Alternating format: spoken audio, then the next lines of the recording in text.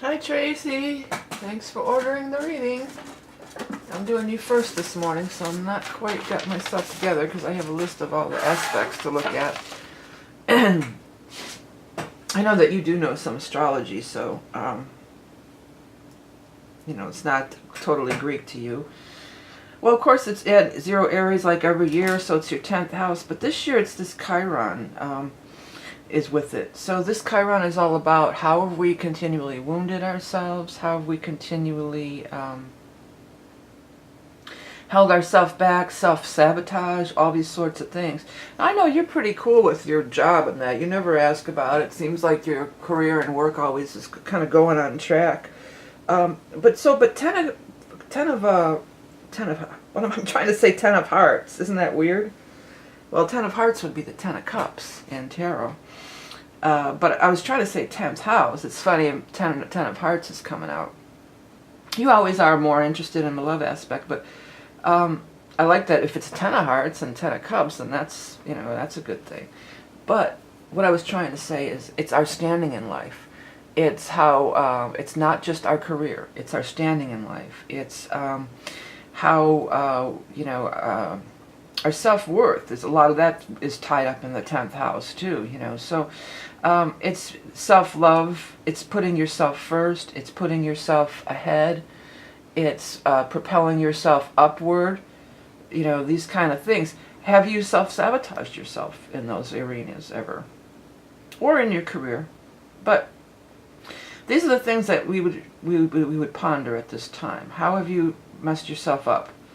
Inadvertently or advertently. It's not a time to keep beating yourself up. You've been doing that. This whole time with this Pisces, and yours even goes into Aquarius there.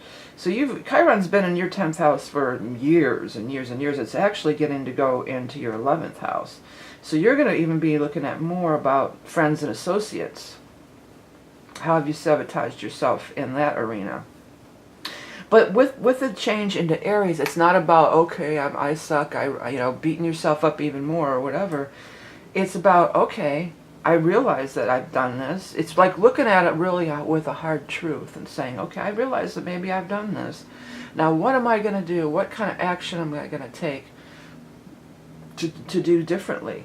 It's about being proactive and taking action toward doing things differently.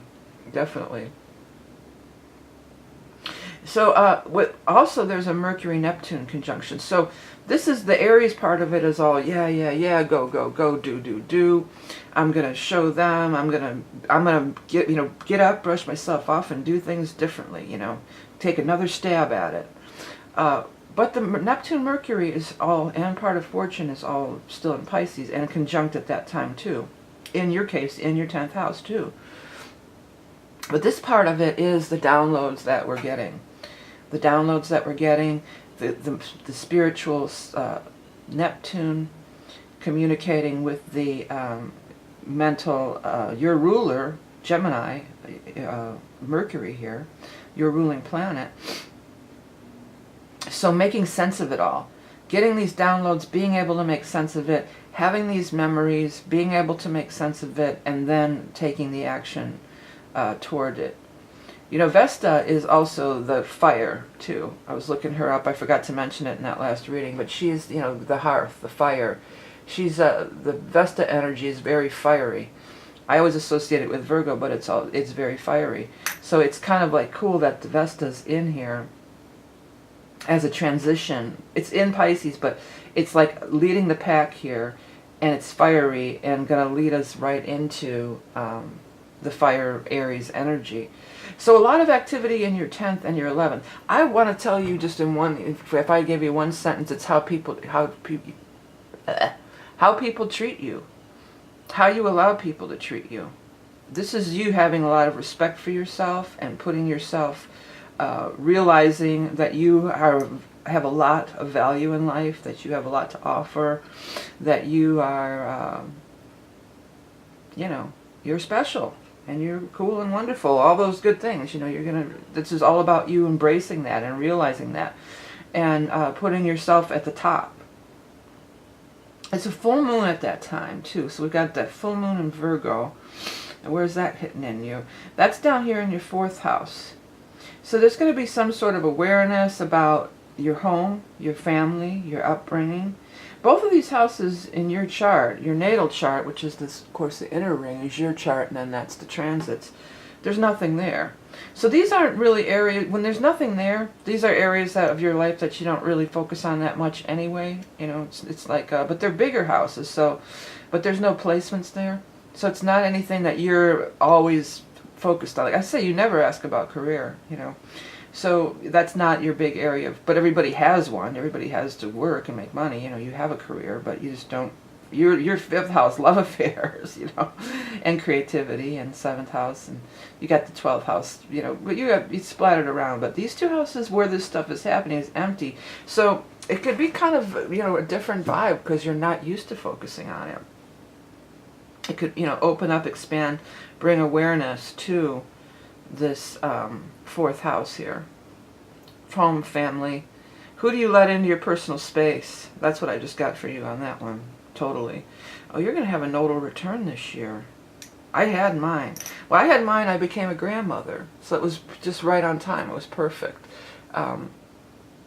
This is a once every 18-year cycle.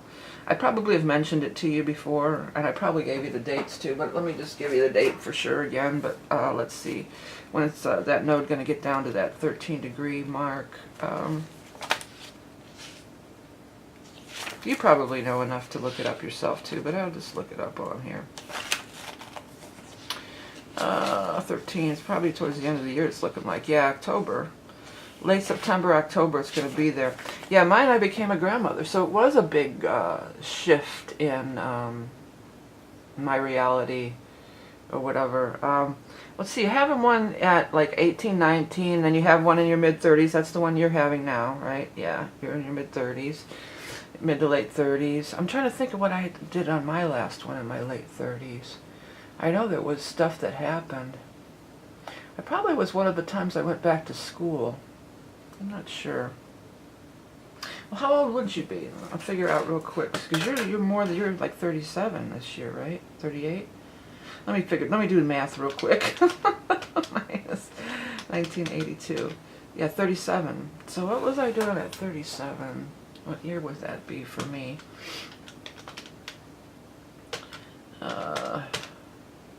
1999 or 1998 or 2000. I can't remember right off if there was any big change. It doesn't really seem like there was. Well, I think I started going out more then. My kids were teenagers then. You know, my kids became teenagers. I started going out more. I got in a band. I hadn't been in a band for a real long time. When my kids were younger, I just stayed home with them. I didn't really go out much. I didn't play in any bands or anything. Yeah, that's when I got into the electric phase in right around then. Yeah, I was having a great time then. Yeah, I was having a lot of fun, and I made it, like I was just telling you, I kind of made it about me a little bit more, because I would sacrifice everything for my kids all those years. I stayed home with them. I just stayed home and did readings on the Psychic Network, you know. I didn't really go out. I didn't, you know, do anything. And then they were teenagers, and I could get out a couple nights a week. I was playing pool with my brother on our bar's pool league, so I got to go to that every week on Thursdays, and I got in a band, and we were a tight-knit group of a whole, you know how it is when you're in a band. So I was having a great time. I was having a lot of fun. I was almost like having my second childhood, you know, because I was a mother at a young age, so I was kind of like, yeah, now I missed out on, well, I didn't feel like I missed out on it at the time, but then when I was able to get back out and have some fun again, it was great. And I had a lot of friends, and I was very social. I was very social at that time. Mine was in the 3rd and 9th, and yours is in the 2nd and 8th. 2nd and 8th, again, could be tied into money again, but it's also that self-worth. 2nd house is the other house of self-worth. I think you're going to really be like defining borders, boundaries, defining how people treat you, defining on your shared resources, how you spend your money on others. I think you're really going to be like saying, you know, I'm going to do things differently. I'm going to put myself first. I feel like you're a generous person, and you would still be generous in a relationship, but I just feel like there's going to be some different, like, kind of discernment going on there, because also what's happening is this big conjunction. Now, it's not right on your node. This is one of the other things I was going to look at, this Saturn-Pluto South Node conjunction. Wherever this falls in everybody's chart, they're going to be making some big, huge change-ups. Big, huge change-ups. And who has the power? Who has the power? What gives them the power? What gives you the power? Yourself. Or what gives the other the power? Change-ups in that power dynamics in partnerships, especially regarding resources and money in your case. The South Node is there too, so there's a lot of karmic ties, and with Saturn, there's a lot of karmic ties popping up for everybody in this. Yours, it's going to be, I know that you've told me before that you sometimes when you get into relationships, like you'll spend a lot of money on them, or you'll be the one, kind of be, pulling more of the financial weight. I think you're going to, rethink that. And be a little bit more discerning and change things up. Hell, you could meet somebody, and it may not be a love relationship, but what just came from me for you is that you could totally meet somebody where they have more power, or they're the older person, or they're the one buying you gifts or paying your way or something. I just picked up maybe somebody's going to want to pay your way to go on some kind of a trip.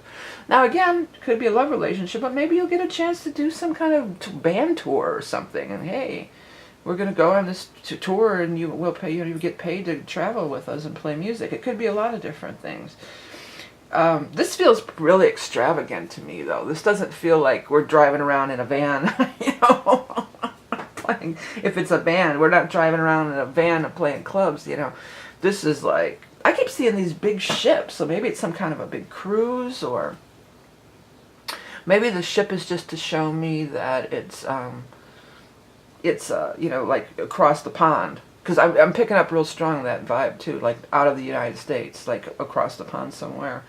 I don't know if it's Europe, because it could be even Australia or something like that, or Asia. But maybe it's just somebody who wants to treat you to that. Not even work related. Somebody says, hey, I got these tickets, you want to go? Go. Maybe you have to let go of maybe that's a way that you use your finances to be in control in the relationship, or feel like you are. Maybe you got to let somebody else have a little bit of control, and let them spoil you, though. It's not a bad thing. It's not like I'm not letting anybody control me. It's like, let them spoil you. Let them lavish some stuff on you, some gifts or some trips, or some pay your way for a nice dinner or something, nice. So these are this is what should be working out there. Now you could go back to that 1819. What happened there? What did you set in motion there? Because that's the end of that cycle too. I'm trying to think again in my life.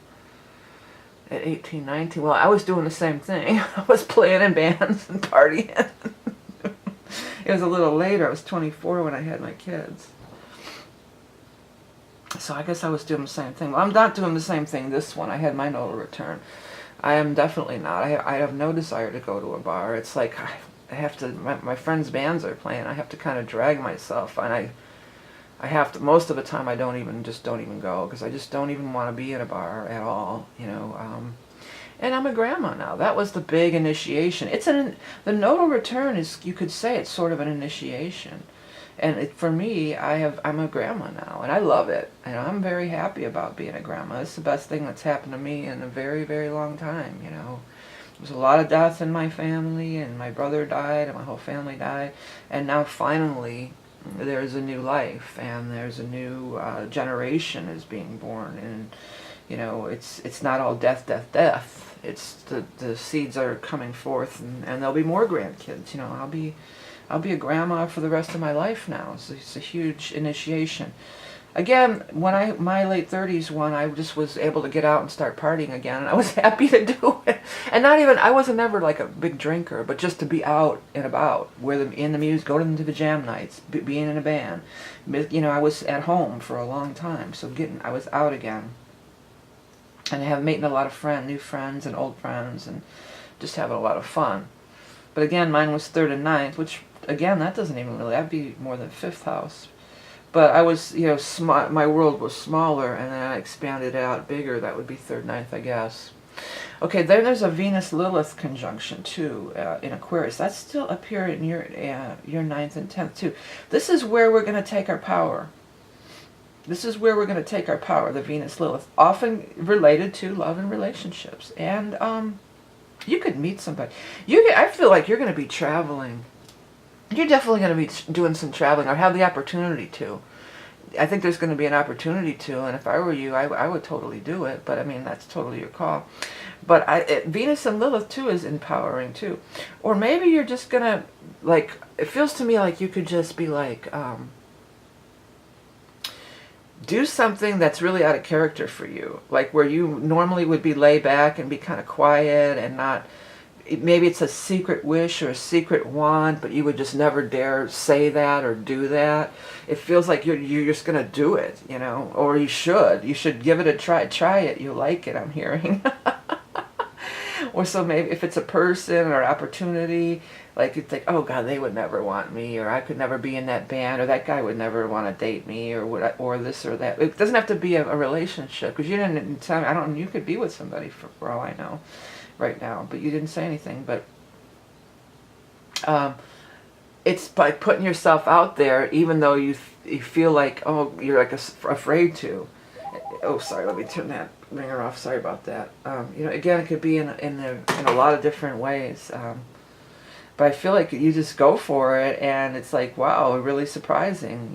You really like it. They're showing me like you dipping your toe in that water, like you're a little afraid, and then it was just like, wow. It's, you know, it's a party. Everything's happening. It's on your near your natal Vesta. Now, natal Vesta, I'm not really sure about that, honestly. I'm not that hip on what that really means. But it's your 9th house again. So that's travel. You were meant to travel with that moon in the 9th house. You were meant to travel the world. Because the moon is your home. You could take your home anywhere. You know, these are people who, moon 9th houses, you live out of a suitcase. You travel all over the world.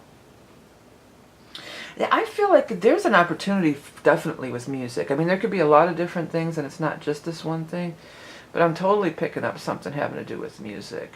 It feels like it's like maybe even a riverboat or some throwback kind of Alexander's Ragtime Band kind of vibe or something like that, or some kind of riverboat thing. It feels like your guys are dressed up in those outfits with the white flat straw hats, you know, and like Alexander's Ragtime Band might be one of the songs in your repertoire, you know, that like you would play that kind of music, you know. And you're a horn player anyway, aren't you? So that's totally, there's brass and there's horns and that kind of music. But that's what I'm seeing. They're showing me that pretty specifically now. So maybe you'd get an opportunity to do that, and why not? I think you might have fun with it, you know, even if that's not really your thing, if you're more of a jazz guy or whatever. But, you know, that feels like you would have a blast. It just feels like it's such a party, and it's so much fun, and you would just have a blast with it. Okay, then Venus is squaring Mars at that time, too. So it's over here, yeah, with your Chiron in the 12th. Oh, boy. Let me grab my animal totem cards out, because you're the first person this morning. We're not doing it right this second, but I just want to grab them before I forget about it. Well, Mars and your Chiron and your Venus and your Chiron are joined together pretty close in life anyway. Well, we know this. That is your focus in life. You're dealing with old wounds, with relationships and love affairs and all this sort of stuff. Mars is coming through there. So that, if nothing else, Mars on your Chiron, if nothing else, because 12th house could be like these memories showing up. You could have some memories. To me, it feels like it is kind of anger. Like it's sort of anger. Like you remember how somebody did you wrong, and all this anger sort of starts welling up inside of you. And it's in the 12th house, so it's like, it is in that like sort of muted position or whatever. And it starts, you know, you could do one of two things. You could leave it in the 12th. Tauruses too. They'll fester and hold on to some energy. You know, they'll really do that kind of vibe. So you could do that, or you could just do something completely different. Maybe call them or write them and say, listen, I'm over you and you didn't, blah, blah, blah, blah, blah. Or even maybe just write it out or say it, but you don't have to send it, Have that conversation in your head or in your mind or something like that. And then it all boils down to over here. It all boils down to, well, what am I going to do from here on forward? Okay, we 12th house Pisces, we're going over the past. We're beating ourselves up over how we screwed up or didn't do things, how we could have did things better or how it could have been different. But now what are we going to do about it? What action are we going to take? How are we going to move forward from here now? How can we do things different that would be empowering to ourselves? Relinquish. It's weird for you because you want to do that. Yay, Aries, go forward. Yay, yay, yay. But then it also is telling you to let somebody else have a shot or a go.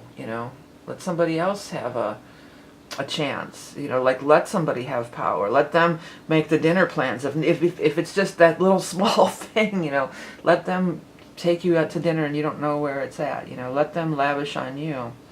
So it's kind of a weird, it's two different vibes, but I can see how it fits together. I hope you can too. I hope I'm not just making you confused even more.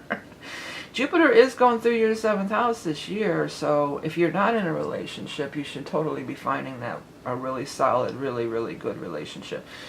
Again, 12 years ago it did that, and you were what? You were 21, 22, so of course you weren't, 21, 22, you're not going to settle down for your life with somebody, not in this day and age. Maybe in our parents' or your grandparents' age, yeah, they might have...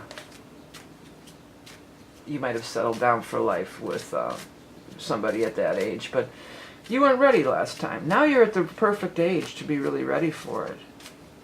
And I feel like, you have Lilith there natally, so you're meant to be empowered through your relationships.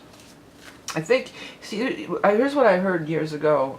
If you have more than one placement in the 7th house like you, this would be one relationship, then this is the next relationship, and this is the next, and so on, and so on, and so on. I think you've been stuck in the Neptune one for a long time. You've been in that Neptune vibe for a really long time, and that's, the downside of it is not seeing your partner clearly, or possibly, I know you had one that was into drugs and drinking, So now, let's cut that. We're cutting the tie of the Neptune energy. We're resolving it, and we're moving into the Aries energy, so you should also be moving on to the next thing here, which is this. This is the Lilith, and the Lilith is empowered. Lilith is empowered. Lilith, she wouldn't sacrifice herself for Adam. She's not... Neptune and Pisces can be very self-sacrificing. Look up the mythology around Lilith. It's pretty interesting. She said, no, I'm not going to be beholden to Adam. I'm not going to be, his little bitch, basically. I'm my own person, and there's nothing you can do about it. And then you even have more to look forward to as Juno. And Juno was the queen of the gods, so she was lavished on, and, that's what you should be striving for, so... Jupiter moving it through there is really powerful for you this year. Really going to activate all that stuff. Okay. What's the animal totem card for Casey? I almost wanted to call you Casey. Of course I know your name. So it's weird that I said Casey. Is that going to be an actual person that you know? Somebody named Casey? That would be cute, right? Casey and Tracy? Or not. Whatever. Or, when I heard myself saying Casey, I know you're Tracy. I mean, come on, I know who you are. But when I heard myself saying Casey, immediately what I thought of was Casey at the bat. Which I don't know, I'm not going to look up that whole poem. But there's a whole, it's that baseball thing. Mighty Casey at the bat. Okay, but what for Tracy, animal totem for the spring months for Tracy. The cheetah. Cheetahs have lots of lovers. Empath, healer, prolific creator. Things happening at lightning speed. Oh, sorry again. These are just telemarketers. These are nobody that is anything to do with me. Sorry about that. Empath, healer. I'd have to turn the ringer off, but it's really complicated, and I got a new phone for the house phone. Back to you. Empath, healer, prolific creator.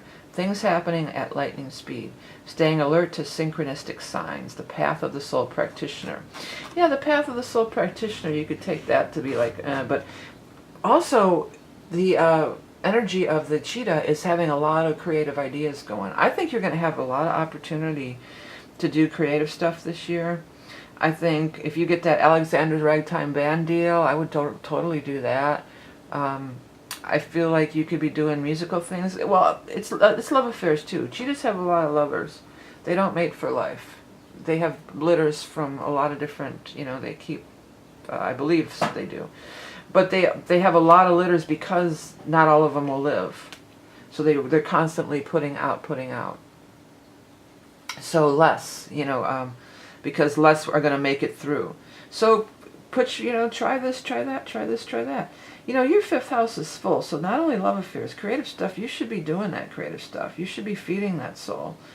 You should be aligning yourself with groups and people who do the same kind of creative stuff that you do. I think that this Alexander's Ragtime Band thing, I keep calling it that, and maybe that's even what it's called. I'd be surprised if there wasn't a band already took that name, but that kind of thing. I think it's not even about playing that music and being in that band. I think it's about the people. I think you're going to meet some really awesome and really cool people in there. Uranus changing sign in your 11th house too, is you're going to change up the kind of groups of people you hang around with too. There's going to be changes in, well, it's been in there, but it's changed signs now to Taurus. I think you've done a lot of changing. When it goes into Taurus, it's more like settling into something real solid. So I think you're going to really be settling into, you're going to find some long-term groups and connections that you can really, I think this Alexander, let me tell you, I keep saying that, but I feel like you guys played together in other lifetimes. I think this is a group of people that you've been with, you've done things with, not only just musicians. There has been times when it was musicians too. Like this is like ancient Greek or Roman. You guys were playing like flutes and those little harps and stuff like that. And then you've been together as a group in other ways. You were like some kind of football team. Maybe you were the marching band for the football team. But I'm seeing these old time football players with those helmets that are made out of look like baseball mitts on your head. Those kind of football, helmets. But there's also a marching band, so you might have been in a marching band. But there's this group that you're meant to really, and it's a pretty large group. It's not like a 5-piece or, a small band. It's like that. It's like this big little mini orchestra. It's a little orchestra. Let's just look it up. I mean, I'm sure there is. And if you're still in that's such a music town. If you're still in Austin, Alexander's Ragtime Band. We're going a little over, but I don't care. But I was talking about my kids and stuff too. That you're reading. I shouldn't be talking about my kids. Ragtime Band. And the Titanic. Well, they were called that? Oh, the Andrews sisters have done it. Alexander's Ragtime Band. Let me out of here. Alexander's Ragtime Band. Of course, you know the song, right? Come on along, let me take you by the hand to the band, who's the leader of the band.